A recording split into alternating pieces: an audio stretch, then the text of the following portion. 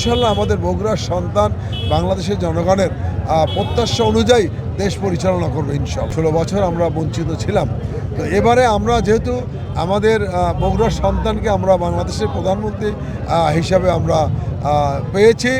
আপনারা দেখেছেন 2001 থেকে 2006 এবং বগুড়ার যে উন্নয়ন সেটি কিন্তু তার হাত ধরেই হয়েছে। যে উন্নয়নই হয়েছে তার হাত ধরে হয়েছে। এই বগুড়া তার নিজস্ব মাতৃভূমি, পিতৃভূমি, এবং এইখানে তার যে অন্তরের মধ্যে যে বগুড়ার প্রতি যে ভালোবাসা, সেটা মনে হয় আপনারা বারবার প্রমাণ পেয়েছেন। কাজেই এখন আমরা ওইভাবে বলতে চাই না, এখন তিনি বাংলাদেশের মানুষের সকলের ভালোবাসা নিয়ে এই দেশ পরিচালনা করতে চান।